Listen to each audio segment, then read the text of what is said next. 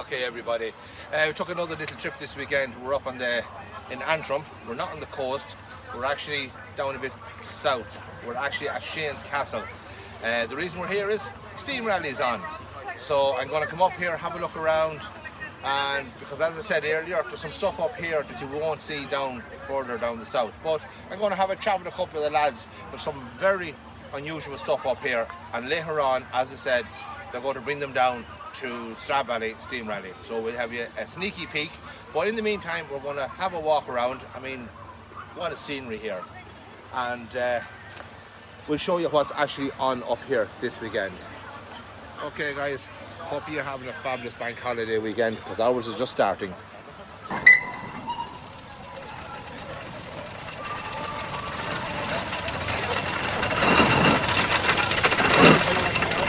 Guys, I decided to come down and talk to the boys with Steam. I'm after meeting a young lad here. We met a couple of years ago in Strabally. Yes, we did. You were filling us up with water. Yeah, Cuan, isn't it? Yes. Yeah, that's a great Irish name, is it? Anyway, the last time I seen you now, you're after growing about 2 foot taller. Are you in charge of the machine now? I am. No, she's going well today, so we're all happy. The last time I spoke to you, I was filling you up with water that time. Yes. You said you were going to do a bit of work on it since then. So what have you done since that? Since then, we've gave her a general clean down. We've done a bit of work on the slide valves of the engine to let it so that the engine releases more steam, which makes it a lot easier to handle. We put a couple of new brass plaques on her, and that was really about it. Right. What year is it? It's 1919. She was dispatched 1st January for the War Department, although she never saw war work. She was sold to an engine dealer called Edgar J. Edgar, who was a major engine dealer who bought a lot of engines off the War Department. He then went bankrupt, and it was sold to a showman in 1923 called J. Davies. So originally it wasn't a showman, it was just an engine first. No, it was a steam tractor, and similar to that one there. Yeah. And J. Davies fitted it with its dynamo and to generate power for his funfair. From there, it worked for Davies for a good couple of years until it was sold to McDonald's Amusements down the country, down in Wexford. It worked with them until Harry Toft and Molly McDonald married, and the engine was gifted to them as a wedding gift. Wow, well, that would have been some gift back those days. It probably was. Because these were, I think, about the average of 5 houses. Yes. Was the same price. So that was some gift, yeah. Oh yeah. But they used it to pull their living van until it was laid up in about 1950, from where my uncle bought it out of their yard in 1961 for steam preservation. He was one of the first to do it in the island of Ireland. Yeah. And in 1990 it was fully restored by a gent over in Chatham Docks called Bill Hedges. It came back here in 92, and it was rallied up until about 2014, until it was put into storage. We took it back out in 2022, and we've had her going ever since. Right. So how long are you working on this yourself? For the past 4 odd years I've been sort of involved with it. I'm mainly doing all the cleaning and the donkey work at the moment. Yeah, I know that. You know me asking, what age are you now? I'm 15 now, going on 16, so when you go back to school, yes, and they have a teacher there doing mechanical engineering, and you're looking at him, you know nothing about it, sir. So he'd be asking you for advice. Absolutely. If I said to you, someone on your own age, looking at steam engines, what's the enjoyment you get out of it?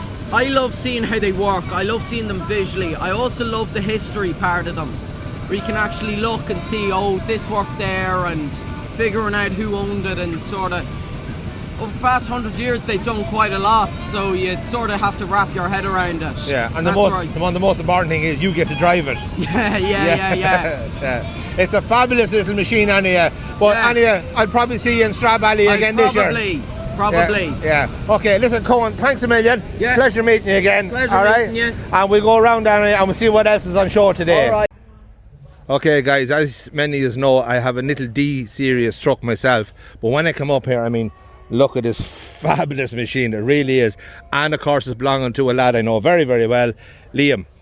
Great to meet you again. Yes, Robert. It's been a while. To see you. Yeah, well, from Stradbally last year to now. Yeah. So it's good to see you up again. Is this the first outing for you? First outing with lorries this year. Yeah, for this year. Yeah. It seems to be all kicking off May bank holiday weekend. It's really the start of the season, isn't it? And Shane's Castle was probably the largest show in the north. In the north, probably yeah. It's the largest show in the north. Yeah, well, I'd say that's down to the fact that you could be blamed for that too. You have some amount of stuff here this year. We have a lot now, but we're delighted to support them, and the Duff family here that runs it's very, very, very good people, and we done it last year and we done it this year, but it's a big undertaking. Yeah, and it's getting harder and harder at every event. Now the scenery around here and the settings is absolutely beautiful. Up around the house, the castle there, and the way they have it done now. Lovely. In all fairness to them now, it's lens slit, but in similarity to different shows in the south, it takes this setting for them, and then the key factor is obviously the weather. Do you find that the standards are getting higher in each show? Oh, absolutely. When especially I know from here, Stradbally, Minalty would be the three main ones I go to, sort of stuff. And every year there seems to be really. Well, we used to do lots of shows, and that's the three now that we do. That's the three, yeah. Last year's our first year at Stradbally, and in all fairness, it's a fair undertaking to yourself, because when you do bring stuff, you do bring some serious stuff. But now I say, I mean, the class of the finish of the work in it. I mean, this particular little truck, it's absolutely beautiful. Well, this is reminiscent of vehicles we started with in the hire. It was a Ford D series, and then we progressed to Ford Chargos, and then till Mercedes after that. So it was an evolution of the family business that we started with. Them. The Ford thing was always very, very much to the front with us. Yeah, I love the old phone number. Yeah, you know. And then the older lorries have just 482. 482, yeah. You know, yeah. But a lot of it is reminiscent of the vehicles that we would have run and had on the hire fleet. You know, so I always loved them particular type of trucks, because I was a kid growing up. Every sandpit in the area had one. The 4D series was the lorry era.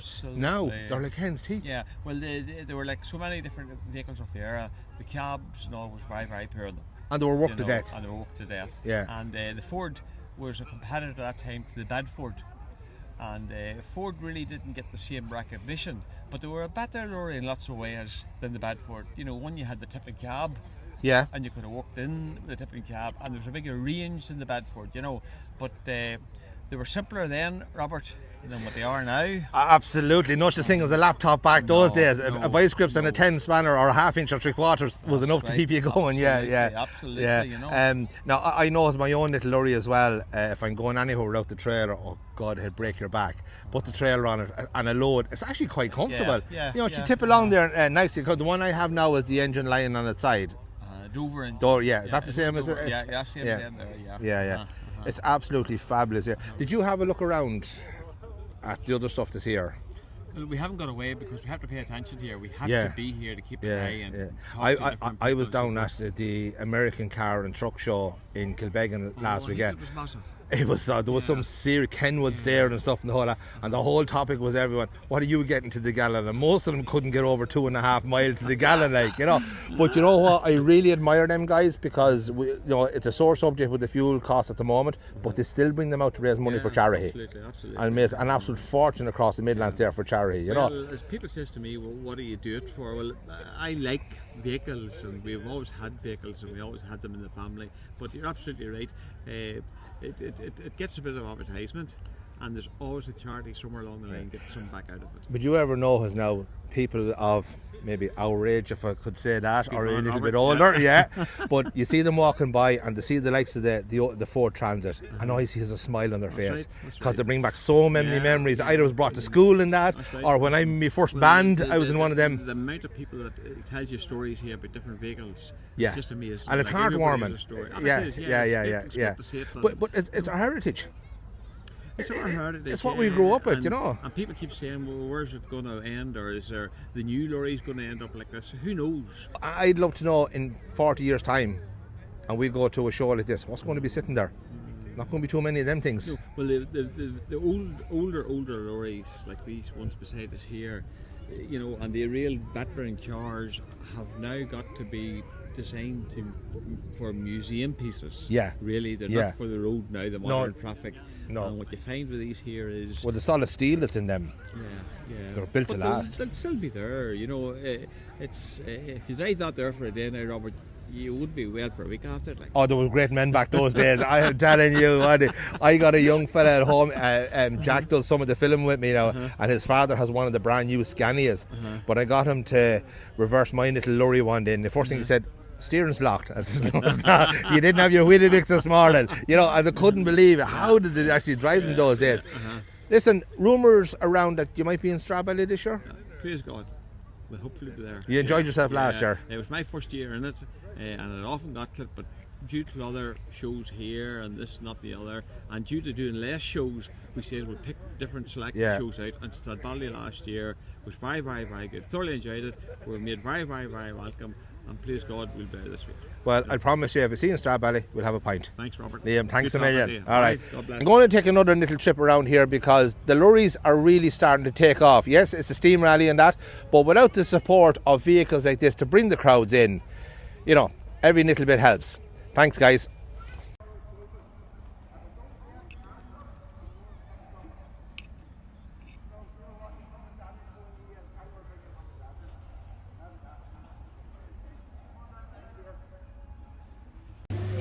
Hey guys, I'm after walking inside here and wouldn't believe what I'm after finding.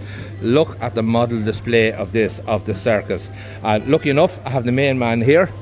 Jack, how's it going? It's going good, It's an thanks. absolute fabulous setup. How long have you been at this? I started collecting when I was 8. Now, I'm not going to tell you how many years ago that was. but yeah. I think you can guess. Yeah. And over the years, I've just built it up, and that's what you see. That's about half of what I have. I believe that. Yeah. I don't really, It's an obsession. Yeah, it's a disease. That's why I Exactly. call the channel Rust in My Blood, you know. Oh, right. One of the main reasons why I think yours is fabulous is years ago I was a teenager. I ran away with the circus. Ah, Yeah, right. yeah. I done a year with Courtney Brothers. Oh, yeah. Yeah, Albert Courtney back in those days, you know. yeah, I And remember Albert. that was an experience Yeah. for a young fella to be brought around the country and working on these things. But it wasn't as big as what you have here now. You know, it's something else. You know, I mean, it's obviously more than a passion to you. It's an obsession. Yeah. And I just live. I always wanted to be in the circus, but it never worked out. I ended up a clergyman. All right. Okay. Well, sort A of. bit of a difference. Not really. You're still performing, aren't you? Thank you very much. You know. That's the next best thing to owning your own circus. Yeah. It probably costs the same as well. If you were to pay, if I was to say to you, what you have, what's your pride and joy here? You have to have one little model that stands out more than anything. That'll be a difficult one. Probably that blue dinky car transporter, All right. which is not, see it over there? Yeah, on the very front there. Yeah, my grandfather gave me £1 on the 16th of December 1957 to buy myself something for Christmas. He was ill, and I went to Donegal with my father, and when we're in Donegal town buying that, a neighbour came in and told my father that my grandfather had died. So that's very special That's to just me. personal to Yeah. you. Yeah, Uh, yeah. But the circus ones, it's difficult to know. Probably that Bedford. It's a trailer, originally a trailer converted into an Arctic. So, yeah, that would have been a home job back those days. The That's right. circus crowd themselves made that. And a person that I respected very much gave it to me, and he's long gone. So that's. But his memory lives for you. His memory would live Exactly. on the trot. Yeah. That's actually beautiful. It really is some collection. How long does it take you to take them out of the boxes and set this up for a show like this? Well, I started here on Wednesday afternoon. Yeah. And I finished yesterday around lunchtime. But I'm just looking the way you have it set out. It's precision. You have everything has its own spot, hasn't it? Yeah. And that's why no one else can help me, because I've tried to set it up as Chipperfields would have set up. Exactly the way you are. The animal quarters, the menagerie, the main circus area, and When I see the way you even have the animals lined up, the way the trucks are facing, the way everything is just absolutely spot on. Well, There's a name for that, is there?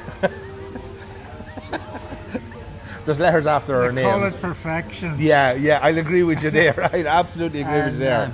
I'm a perfectionist, Yeah, and it has caused me a lot of tension and stress over the years. but you enjoyed it though. It brought you a lot of happiness too. Even when you're making models, you have it finished and you look at it, you don't like it, Yes. and you scrap it.